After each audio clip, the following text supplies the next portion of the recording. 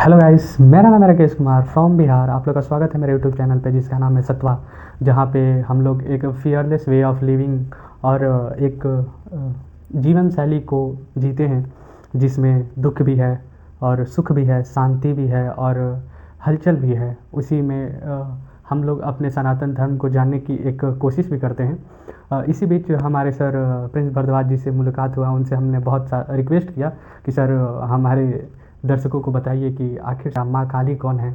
कृष्ण जी की जो धारणाएं हैं जिस पे लोग बहुत मिस रिप्रेजेंट करते हैं कि उनकी 16,000 रानियाँ थी, और एक्चुअली में माँ काली है कौन, और उन्हीं पे हम लोग एक कन्वर्सेशन रिकॉर्ड किए हैं। और प्रिंस भरद्वाज जी के बारे में बोले तो मेरा तो शब्द कम हो जाएगा। आप लोग का फर्स्ट टाइम है, हम तो बहुत सालों से इनके साथ रहते आ रहे हैं, तो अभी आप लोग नहीं जानते होंगे। धीरे धीरे आप वीडियो के माध्यम से इनको जानने लगेंगे, और ये जल्दी किसी के वीडियो में नहीं आते हैं, बहुत रिक्वेस्ट करने के बाद ही आए हैं। और मेरा बहुत भाग्य बोलिए, वो नियति बोलिए, जो इनके साथ हमको बैठने का मौका मिला। वहाँ पे हम लोग कन्वर्सेशन रिकॉर्ड किए, और लास्ट में यही बोलेंगे कि आप कन्वर्सेशन उसको एंजॉय करिए, जानिए और मेरे साथ जुड़े रहिए। और आजकल हो क्या रहा है कि आजकल जो काली माता हैं उनकी धारणा बहुत गलत बन चुकी है कि माता, कुछ लोग बोलते हैं कि माँ बलि नहीं चाहती है, कुछ लोग बोलते हैं कि बलि देना बहुत ज़रूरी है, क्योंकि उसमें क्या होता है कि बहुत लोग बोलते हैं, रामकृष्ण परमहंस का भी उदाहरण देते हैं कि वो तो बलि देते थे तो माँ तो खुश होती थी। और अभी क्या हो रहा है, कुछ लोग और भी हैं जो बोल रहे हैं कि नहीं, बलि नहीं देना चाहिए।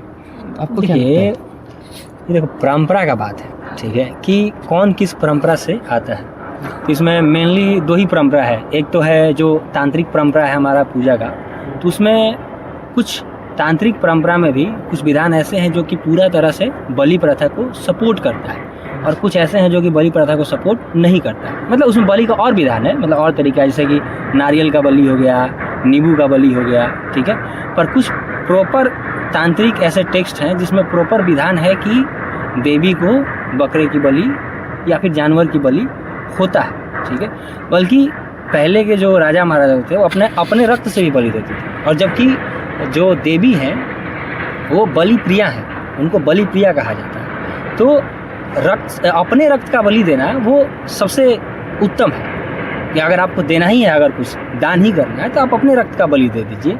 किसी और जानवर को मारना तो ठीक है, वो तो अपने अपने पर्सपेक्टिव का बात है, आप किस तांत्रिक फिलॉसफी से बिलोंग करते हैं उसका बात है। लेकिन जो भी वैष्णव हैं वो तो पूरा उनके खिलाफ है, तो वो भी खिलाफ, किसी भी धर्म का जो मूल है उसमें खिलाफ होना और फिर उसके पक्ष में होना नहीं होता है। हर चीज़ का एक मिडिल पाथ होता है कि कुछ लोग बिलीव कर भी सकते हैं, कुछ लोग नहीं बिलीव कर सकते। अपने अपने आइडियोलॉजी का बात है कि आप किस परंपरा से जुड़े हुए हैं। अगर मान लो कि परंपरा में बलि होता आ रहा है, ठीक है, और वो तांत्रिक परंपरा में बलि का लीनेज से चल रहा है, जैसे गुरु परंपरा से चल रहा है, तो उसमें कोई बुराई नहीं है। लेकिन अगर किसी परंपरा में नहीं आ रहा है तो उसके लिए वो क्या है, बुरा है। पर अच्छा बुरा का इसमें कोई डिफिनीशन नहीं हो सकता, प्रॉपर डिफिनीशन नहीं हो सकता अच्छा बुरा क्या होता है। तो आपके हिसाब से माँ काली कौन है? अगर माँ काली का हम पूछे, माँ काली का जो मूल अवधारणा है वो बेसिकली पर ब्रह्म का है। देखो कि इसमें भी दो कुल है, एक श्री कुल है, एक काली कुल है। जैसे कि अगर तुम जाओगे मतलब देवी पूजन में, जो तांत्रिक फिलॉसफी में, तो उसमें दो कुल आता है, एक श्री कुल है, एक काली कुल है।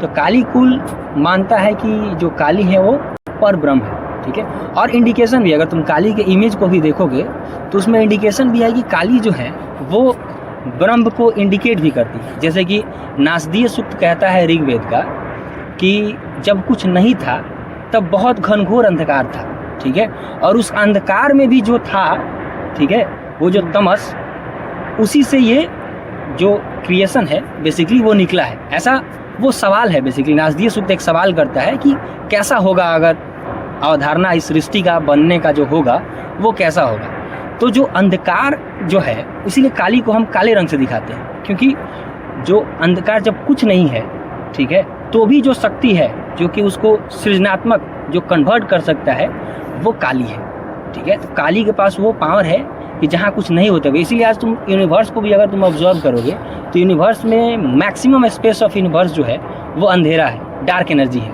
ठीक है। उसको हम लोग डार्क मैटर, डार्क एनर्जी कहते हैं। तो उस अंधेरेपन में भी कुछ ऐसा है जो आज तक हमको भी नहीं पता, साइंटिस्ट को भी नहीं पता है कि ऐसा क्या है जिससे कि वो क्रिएशन कर रहा है, ठीक है। तो वो अंधकार ही जो है वो बेसिकली, इसीलिए काली को कालाकर्षणी कहा गया है कि जो काल को भी आकर्षण कर दे, जो समय के परे हो, ठीक है। तो जहाँ कुछ नहीं है, जहाँ टाइम भी बेंड कर जाए, वो काली है, अगर तुम ऐसा देखोगे। और भी बहुत सारा अवधारणा होता है काली का, हर रूप का हम वर्णन कर सकते हैं, उस तरह से। माँ काली के जो स्वरूप है, जो उनका केस खुला रहता है, अगर उनको आप डिस्क्राइब करिए थोड़ा।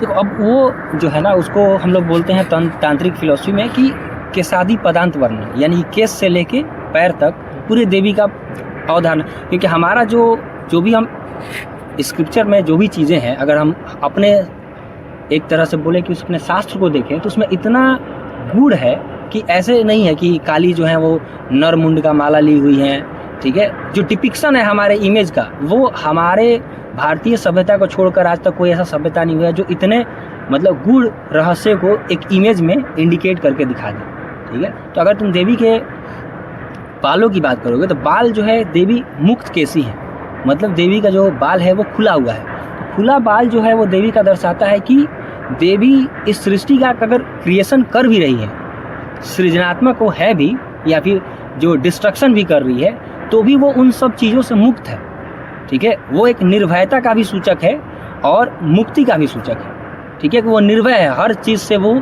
उस भय से वो बिल्कुल परे है, ठीक है। और मुक्ति भी है, और मुक्ति भी उसमें एक और इंडिकेशन होता है कि अगर तुम काली के एक एक बालों को देखोगे तो ऐसा बोला, बहुत सारे शास्त्रों में ऐसा भी है कि काली का जो एक एक बाल है वो एक एक यूनिवर्स का, उसमें लाखों करोड़ यूनिवर्स जो है वो समाया हुआ है, यानी कि वो एक तरह से उसमें ही सारा यूनिवर्स जो है वो बसा हुआ है। तो आप उससे आइडिया भी लगा सकते हैं कि हम जो मल्टीवर्स का अवधारणा रखते हैं कि मल्टीवर्स का क्या है, तो वो मल्टीवर्स के बारे में भी बताती है देवी कि मुक्त कैसी। और उसी तरह से अगर देवी के तुम जीवा पे आओगे तो देवी जो है अपने दांत से जीवा को दबाई हुई है और जीव को बाहर निकाले हुए हैं। वो बेसिकली तामसिक, राजसिक और सात्विक गुणों का प्रतीक है कि तमस जो है वो तमस को होते हुए भी देवी उसको अपने राजसिक और सात्विक गुणों से क्या की हुई है, उस तमस को भी दबाई हुई है, ठीक है। तो व्यक्ति को भी वैसा ही होना चाहिए। वो इंडिकेशन है कि आपको अपने तामसिक गुणों को दबाना पड़ेगा, अपने सात्विक और राजसिक गुणों को उठाना पड़ेगा, तभी आप उस ऊर्जा के समीप जा पाएंगे। तो इसी तरह से सारे वर्णन है। फिर अगर हम उनके हाथों में आएंगे तो देवी का 4 भुजा दिखाया जाता है। एक में खड़ग दिखाया जाता है, फिर मुंड दिखाया जाता है, फिर अभय मुद्रा, वरद मुद्रा, मतलब मुद्रा दिखाया जाता है। अभय मुद्रा ये है कि देवी जो है वो अभयदान देती है कि बिल्कुल जो उनका भक्त होता है उसको मतलब कि बिल्कुल निर्भय बना देती है, ठीक है, कि वो इस चराचर जगत में जहाँ भी होगा वो उसको कोई भय नहीं होगा, ठीक है। इसीलिए देवी के उपासक जो हैं वो जनरली मतलब आप अगर देखिएगा, अगर कोई उपासक होगा तो वो निर्भय होता है, बिल्कुल वो किसी चीज़ का डर नहीं है। अब देवी का अगर हम खड़ग का बात करें तो खड़ग जो है वो आपके ईगो को, अहंकार को काटता है, ठीक है। और मुंड भी किसका है, तो ऐसा नहीं है किसी असुर का मुंड है, वो मुंड भी आपका ही है, ठीक है। वो मुंड बताता है कि आपका जो जितना भी अहंकार भरा हुआ है किसी व्यक्ति का, ठीक है, चाहे वो जेलसी हो, चाहे वो ग्रीड हो, कुछ भी जो भरा हुआ है वो सारे हमारे मस्तिष्क में ही भरा हुआ है, वो सारे हमारे दिमाग में ही भरा हुआ है। तो वो बताता है कि देवी जो है वो सबसे पहले बोलती है अगर मेरे पास आना है तो आपको उसको उतार के आना पड़ेगा। तो वो खड़ग और जो मुंड है वो देवी का। उसी तरह से अगर देवी के कानों की बात करोगे तो देवी का जो कान है, कानों में वो जो बच्चे का जो सौ है, ठीक है, वो बच्चे का सौ पहनती हैं। अब बड़ा ये दूसरों के लिए बड़ा भयावह हो सकता है कि देवी जो है वो जो नवजात शिशु है उनका सौ पहनती है अपने कानों में। तो नवजात शिशु का यहाँ अवधारणा ये है, उस डिपिक्शन, उस इमेज का ये है कि नवजात शिशु जो है, ये सब तांत्रिक स्क्रिप्चर में मिल जाता है कि नवजात शिशु जो है वो बेसिकली सबसे हम बोल सकते हैं कि वो निर्मल होता है, क्योंकि उसमें कोई छल कपट और कोई भी सांसारिक मोह माया अभी नहीं है। तो देवी उसी भक्त का पुकार सुनती है जिसका मन जो है वो निर्मल है, इसीलिए वो अपने कानों के पास रखती है। तो कान के पास होने का यही इंडिकेशन है, देवी उसी का आवाज़ सुन पाएगी जिसका मन जो है उस तरीके से निर्मल है। उसी तरह से अगर देवी के केसों से नीचे आओगे तो देवी का अगर हम बात करेंगे, पैर का बात करेंगे, तो पैर में भी 2 तरीके का होता है। एक जो बायां पैर है, ठीक है, और एक दायां पैर, दोनों में अलग अलग डिपिक्शन होता है। पर अगर हम बात करें कि देवी अगर दाहिने पैर को आगे की हुई है और बायां पैर को पीछे है, ठीक है, तो ये बताता है कि देवी जो है, एक इसका दो डिपिक्शन होता है। एक बताता है कि देवी जो है वो भूत में भी है, वर्तमान में भी है और प्रेजेंट में भी है, ठीक है। और एक डिपिक्शन ये है कि जब भी देखोगे 100 शिव जो है वो उसके ऊपर देवी जो है वो खड़ी हुई है, तो 100 के ऊपर है सवारूढ़ा, ठीक है। देवी को हम क्या कहते हैं, सवारूढ़ा है देवी, जो 100 पे आरूढ़ है। इसका मतलब 100 का मतलब यहाँ पे क्या है कि आपको अगर देवी को अपने जीवन में उतारना है तो आपको अपने अहंकारों से जितना भी ग्रीड है, लालच है, मोह है, उससे आपको 100 होना पड़ेगा।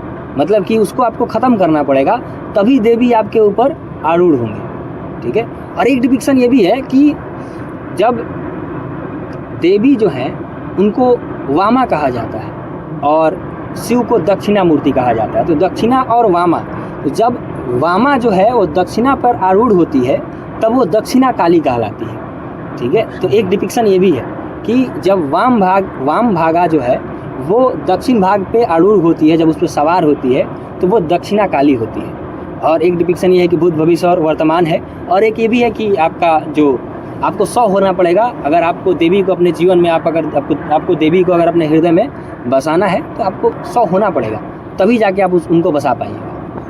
ये है। और एक ये भी है कि लोग माँ काली को और कृष्ण जी को जोड़ के देखते हैं कि बेसिकली माँ काली और कृष्ण को इसलिए जोड़ के देखते हैं कि एक जो बीज मंत्र है, ठीक है, क्लीम जो बीज मंत्र है, कई लोग क्लीम भी कहते हैं, वो उच्चारण पे थोड़ा अलग अलग भेद हो जाता है, वो लोकेशन पे डिपेंड करता है।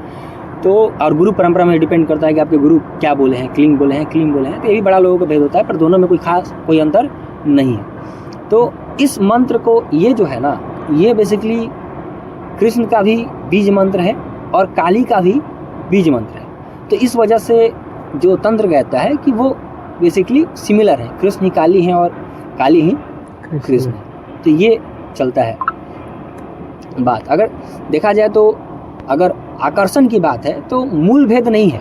अगर कृष्ण का बेसिक ही है कि वो आकर्षण, कृष्ण का जो शब्द होता है वो आकर्षण का कारक है, और काली को कालाकर्षणी कहा ही जाता है, जो काल को भी आकर्षण कर ले, ठीक है, इसीलिए वो महाकाली है।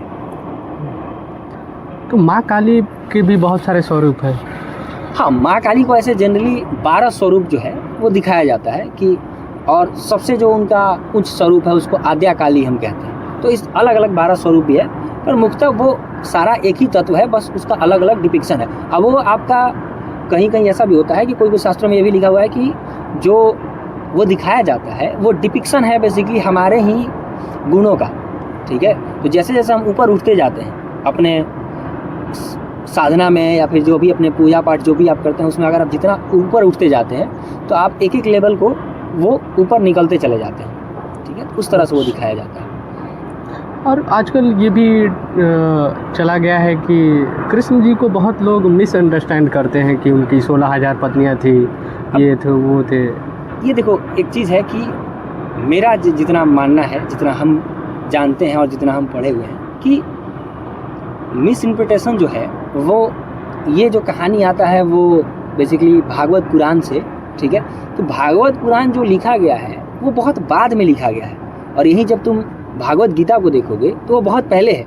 तो अगर कृष्ण को किसी को समझना है, अगर कृष्ण का मूल समझना है कि कृष्ण को योगेश्वर क्यों कहते हैं, ठीक है, कृष्ण को इतना नाम दिया गया है गीता में जो भगवान श्री कृष्ण है, तो वो ऐसा क्यों है, वो गीता समझ के ही आएगा, ठीक है। और कहानी को मतलब कहानी को गलत तरीके से प्रेजेंट करने से